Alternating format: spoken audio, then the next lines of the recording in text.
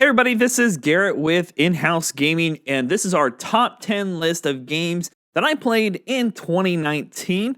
Now, there are a few obvious missing games in here that I'm currently playing. One of those being Sekiro, that's won already several awards this year. One other thing to note is I'm actually in the middle of Death Stranding, and I'm almost done with it, but I'm not quite there yet. That's also why this one is not on my 2019 list. However, it's fantastic. I love it. And I want that to go on the record that I'm having a fantastic time with it. But these are all the games that I have personally finished and feel like they deserve to at least be on some sort of list. And again, these may not be the most popular games, but these are games that I personally played and I just loved this year. So let's jump into it. Starting off with an honorable mention, The Sinking City. Now, if this game was a little more polished, it would have easily made my top 10 list, and I really still enjoyed this game. The story focuses around Charles Reed and getting these images in his head, and he ends up going to the sinking city to try to find answers. And throughout this whole story, being an HP, Lovecraft, and Cthulhu storyline, we are constantly bombarded with weirdness throughout the whole game. Rather, it's weird creatures, or just characters that we're interacting with. The game does fail in some areas. It's not the prettiest looking game, and it is kind of clunky. Combat's kind of a mess as well, but the detective aspects in this game are fantastic. This game also comes from the same developers that work on the Sherlock Holmes series, so that aspect is done so well. A lot of times you're just given clues on trying to find somebody's location. So you might have to go to the police station to try to pull up some information, some public records on them, or go to the city hall to see if there's any information there. And a lot of times you're not given exact locations. You're given a street address or on the corner of these two roads. So you have to go to those areas and discover them yourself. And there's going to be some trial and error. And I think that's where this game was so much fun to me. I love doing that kind of stuff. Honestly, if you go into this game understanding it's kind of clunky in some aspects and not the most pretty looking, and again, the combat's pretty rough as well, it's a really fun game, even with those kind of negative aspects to it. It's a fun one to play. Go in with the mindset of a detective game, and I think you'll have a good time. Number 10, Code Vein. Code Vein taking its concept of a Dark Souls and an anime style game and it mixes them together, and surprisingly, it comes out as a pretty good mixture. This game has some awesome concepts to it that makes it stand apart as a normal Souls-like. Having these blood code options where you get to switch in and out different abilities from all these different code that you've picked up from your story. If you want some ranged attack, you can have that. Mix it in with a bit of lightning attacks from somebody else that you've met, and all of a sudden now you're a ranged person that has magic. And then toss in some support for your partner so you can heal them up and keep them buffed up, or you want to be able to carry huge heavy swords and be a bruiser, but also do magic, you can do that. And you can switch those things out on the fly. That tossed in with some amazing characters and some solid voice acting for the most part makes this game really stand out in this time of a lot of Souls games. On top of that, the world itself was pretty well made. Though the enemy types were decent looking, most of the time it wasn't a super hard game. But you don't have to have it be super hard to be a Souls-like. And I think this game's a great stepping stone for people wanting to get into the Souls series. Number 9, Bloodstained Ritual the Night. Now, being a Kickstarter backer for this game, I had high hopes. And I'll be honest with you, I could not be happier with my investment. Bloodstained Ritual Night takes a homage to the old Castlevania series. And to be honest, I've never really played much of the Castlevania games, only way back in the day on the NES titles and things like that. So to play something like that on today's standards was really good. Graphically speaking, the game looks solid. Miriam is a fantastic character. I loved playing as her. And as you kill the enemies, you get these shards. And those shards give you different abilities. And adventuring around this whole map, a lot of backtracking and going and finding new paths is just so good. It's satisfying and it feels great. I love this game so much I actually bought it twice. Once through Kickstarter for my Xbox and another copy for my Nintendo Switch. Now, shortly after release, there were some issues in the graphics department and some frame rate issues, but overall, a lot of that stuff has been patched and caught up to date. And that's great to see a developer not only know that there's a problem, but they got it fixed relatively quickly, in my opinion. If you've never played a Castlevania game, I definitely recommend this one as well. It is so much fun. And again, it looks beautiful. It sounds beautiful. It's got a great soundtrack to it. And I don't think you'll be disappointed. Number 8, Devil May Cry 5. Up until recently, I've never really played the Devil May Cry series. But I ended up sitting down and playing through the HD collection, which included 1, which was really good, 2, which was pretty atrocious, and 3, which was fantastic. Once 5 came out, I was ready. And again, Capcom did a fantastic job. This game not only looks beautiful, sounds beautiful, and plays beautiful, it's beautiful all around. Being able to play as 3 different characters depending on what section of the story you're in. Nero with his sword ability and being able to rev up his sword like a motorcycle. And then you have your Devil Breakers, which are your different arm abilities, was unique. You got V, which used almost like a twin stick method to it, that you had 2 different shadow creatures to control, to do the fighting for you. And of course, Dante himself, going everything to his standard sword, his ebony and ivory pistols, to nunchucks, to a motorcycle. Voice acting here was fantastic and had some great one-liners and some awesome humor, not even to mention a kick-ass soundtrack from beginning to end. If you've never played any of the Devil May Cry games, give this one a shot. You won't be disappointed. It's hack and slash fun with some great humor. Number 7, Metro Exodus. I loved Metro 2033, and I dabbled very lightly into Last Light before Metro Exodus came out. Following the story of Artyom, we end up on a train and we bring along a team of survivors from the Metro that unfortunately get dragged into this but are happy to tag along. Now, while this game isn't an open world, it's open map. Your train sometimes stops and you have missions, a main objective, but as you're going along, you're going to run into side quests. And it's up to you if you want to do those. Some of those side quests may just give you items, but some of them actually help affect the storyline and what the outcome is. Metro does a great job of blending in horror, survival, and action, all 3 points that keep this series going very strongly. The horror aspects to it of sneaking around in dark areas and you have these creatures jump upon you while you're trying to keep your gas mask cleaned and switch out filters, or charge up your flashlight, or pump your gun if you're out of bullets. You have to physically use air compression to do these things. It's crazy. Not to mention, now that we've added in a whole aspect of tweaking your weapons and adding in different abilities or different components like longer range, increased barrel size, and all these kind of things are able to be upgraded from inside the train itself. The action parts are great. These gun fights that you end up getting into are very precise because you don't want to waste bullets. You never want to be in a situation that you're out of them because you don't know when you're going to find more. And this game does a great job showcasing that. To top it off, we had a fantastic voice acting cast to this from start to finish and a wholesome story, though it had some tear-jerking parts to it. I definitely recommend playing the whole trilogy of these games if you want to get into it, though you don't have to. I definitely recommend it. Number 6, Days Gone. To be frank, I never expected this game to be on my list at all when it was announced. It looked like another zombie game with some mediocre characters, and I just wasn't interested. However, I ended up picking up shortly after release, about a month, and was very happy to, actually. This game did a fantastic job bringing in Deacon St. John as a main character.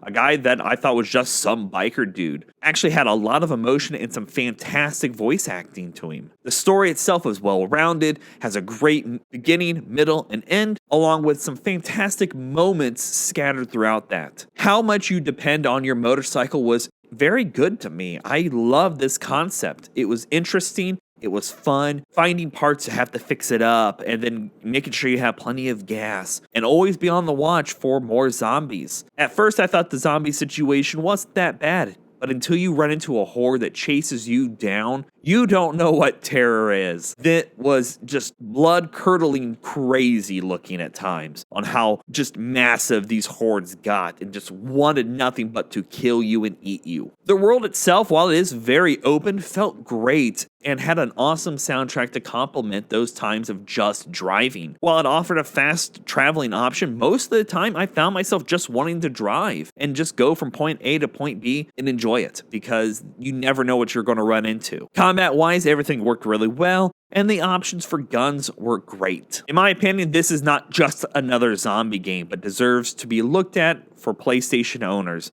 Definitely check it out. Number 5, Blasphemous. Being another Kickstarter backer, this game surprised me on how much I truly loved it. This pixel art style 2D platformer with a dash of Dark Souls in it felt perfect. The soundtrack complemented the game from beginning to end, and these boss fights that you ran into in between the levels were great.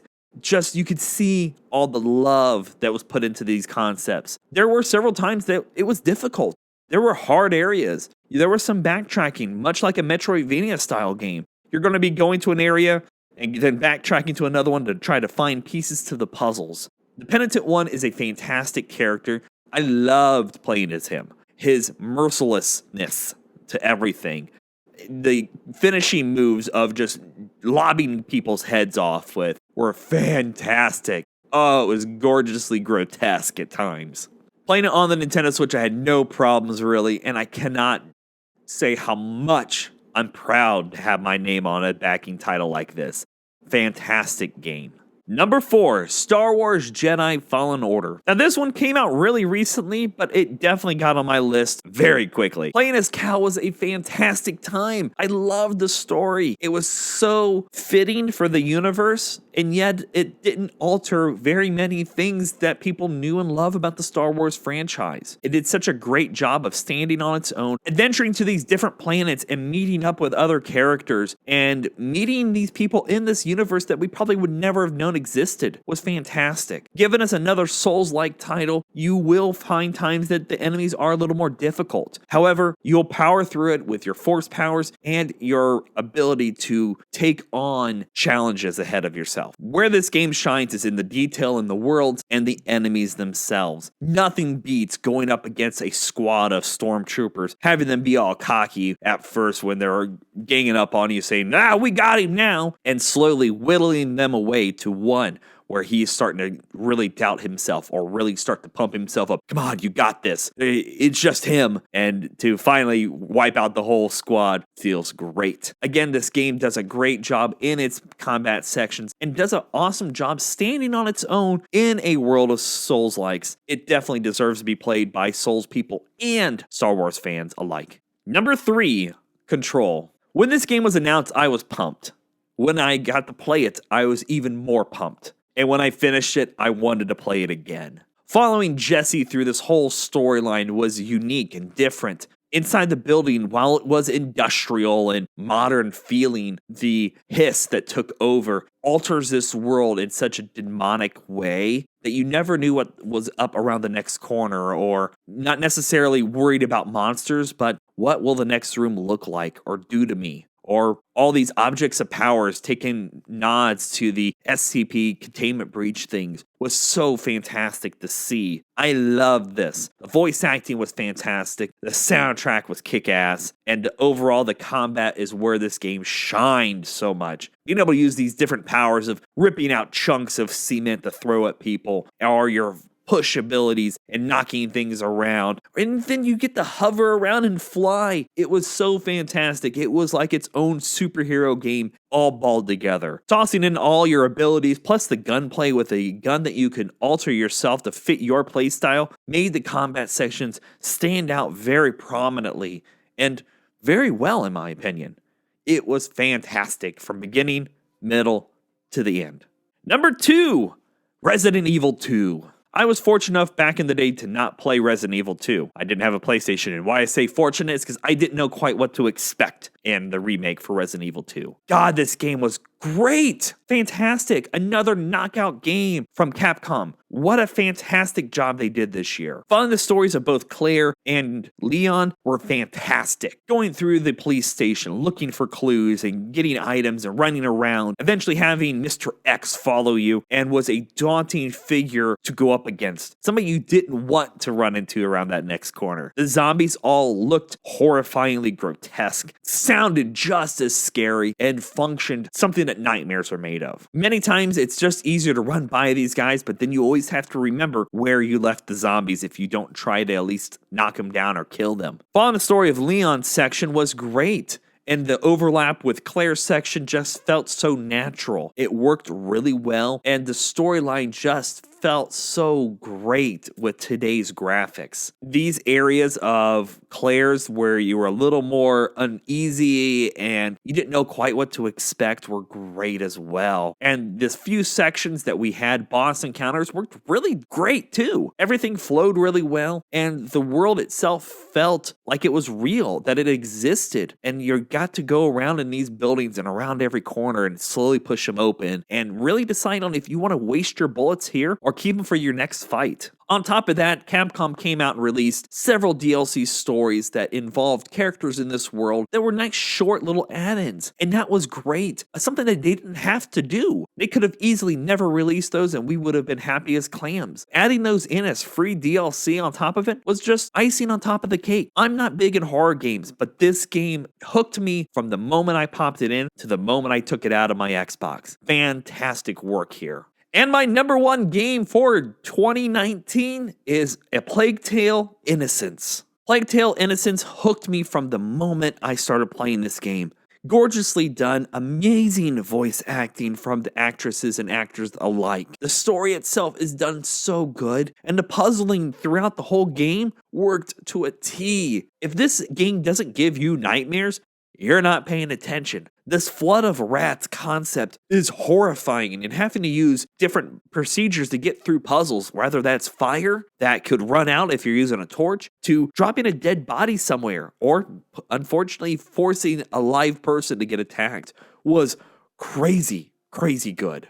On top of that, the whole concept of the characters and the emotion behind them were fantastic, and I could not stop playing this game when I popped it in. When I end up trying to pick my game of the year, I try to sit back and think of all the games that affected me throughout the whole time, and this one is one I just kept going back to time and time again. Fantastic game from beginning, middle to end. I have no problems recommending this game to everybody that wants to play a great game. So that wraps up my top 10 games of 2019. And to be honest, it was a fantastic year in gaming. It was just from beginning to end, it was a nonstop ride. There are some games on here that I'm in the middle of finishing, like I talked about, and I want to finish them, and I want to be able to redo my list, but obviously I'm not going to. I'm going by the games I have finished at the current time, and I'm happy that all these are on here. It was, again, a great year in gaming, and we should be happy as gamers that we had a fantastic time. So I'm interested to hear your guys' top 10 list. Leave some comments down below.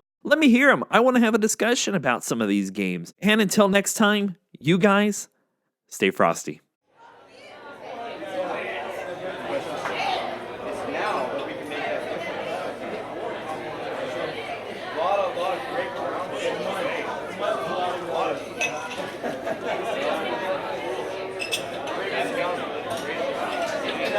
Great